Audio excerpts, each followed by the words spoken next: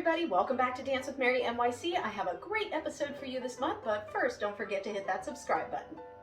In this month's episode, we're going to talk about how to take your old pointe shoes and make them into demi-softs, shankless, pre-pointe shoes, or soft block shoes. So basically, if you're not familiar with them, right, you've got your traditional pointe shoe with the hard backbone and the shank, but demi-softs are a type of shoe that are used in training to get a dancer ready to go up on pointe. So you don't go on to full pointe, you're just getting ready for it. It's used in a lot of European training methods, and I actually used to teach classes like this myself. I think it's a terrific way to train dancers, because the moment a dancer puts on a full pointe shoe, you begin to lose the turnout. So you have to relearn how to align yourself, relearn tendu, relearn releve, and especially the fact that the pointe shoes are so slick against the floor, you have to really learn how to find your rotation again. So most of the main large companies for pointe shoes have had some kind of soft block or demi-pointe or shankless pointe shoes. So that would be when I worked for Repito USA, when I worked for Frida London USA, and also when I worked for Capezio, and some of these companies still have them.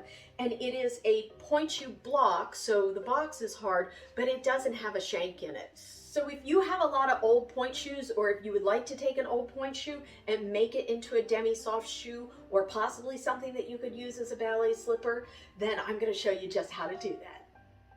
Okay, you know how much we love our tools here at Dance with Mary NYC, so I want you to gather them so you're ready for your work. So I have some duct tape, I have a small towel, I have scissors, I have a screwdriver. Flathead is best. It kind of does the same thing that the scissors do. Some glue. I've also got a box cutter just in case you need it. I've got a hammer, and then I have jewelry pliers. In addition, I also have some pancake in case you might need that later. I've got some insoles. This might work for you. I've got my old shoe, and then if you would like to use gloves for any of this, I suggest you use gloves just for safety. I'm not going to be using the gloves so you can see everything I do really clearly. And so you're going to take your old pointe shoes, and you may want to leave the ribbons on them if you're working with one that has ribbons. And then it's basically kind of, you have to start deconstructing it. So I'm going to cut this shank off here so that I can kind of yank it apart and see. I'm just going to get that in there. And the shoe that I'm using is fairly easy.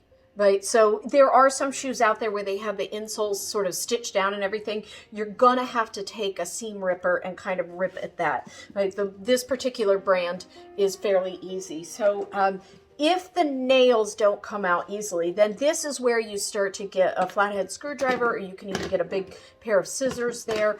And I'm going to use the screwdriver for this one, and this is where you do want to be careful. And I'm going to start to uproot the shank. And this is kind of fun because you do get to get out a little bit of aggression. So there's usually 2, if not 3 nails or more on some brands, but at least 2 nails that you're going to have to detach, and that's where your pliers come in. So jewelry pliers are really easy to use, and you just kind of pick it up and you get the nail out of it, and then you can kind of discard the nail. So I've got mostly my shank up. I can do the rest with my hand, and you can see that there's a lot of glue that was in there, and this one just happens to have a double layer going, whereas some of them have a double layer plus a tongue. So you may need to really get in there with the screwdriver or with the scissors and kind of detach it.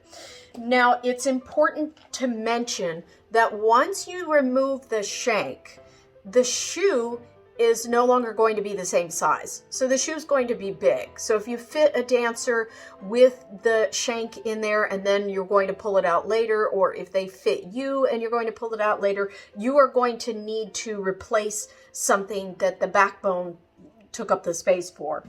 And that's where this comes in. I just suggest, I love using these things. We've seen them before in my other episodes. They're just foam insoles for street shoes. And what I did was I cut it down so that it fits inside of the pointe shoe.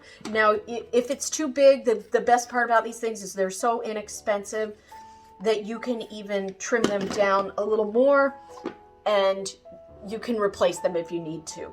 So what you can do is you can get some kind of a glue. It doesn't matter what kind of glue that you're going to use. I mean, I suggest rubber cement or Elmer's glue, or you know, the other thing that also works is double stick tape. I just happen to be using shoe goo because I'm going to try to fill in some of the gaps, and shoe goo takes a little longer to dry. Just know that. Rubber cement would dry actually pretty quickly. So I'm just going to insert that into the shoe, and then I'm going to press. If you want, you can put a weight on it overnight.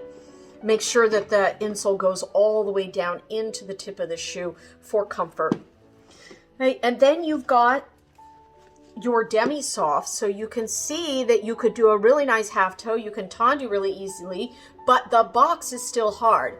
Now, if you want to turn this into a full ballet slipper, that might be an option for you. You may want to soften up the box.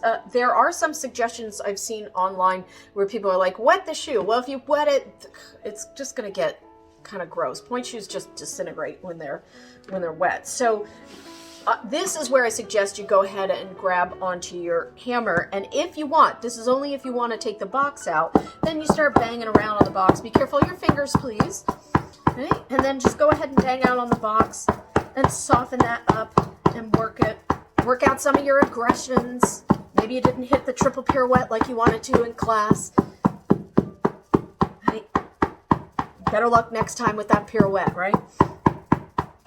Okay, so you could do that. However, my suggestion is if you're using this for young students and you're using it as a demi-soft and you're trying to train that into them, don't soften it up too much because they're going to have to learn how a toe box is supposed to feel. Now, if you feel like your pointe shoe it got dirty, I hammered it, I did all this stuff, it just doesn't look nice anymore. Well, that's where we have the pancake come in, and you can, if you want to, you can pancake it and kind of make it a matte color, or else maybe you're just going to leave it the way it is.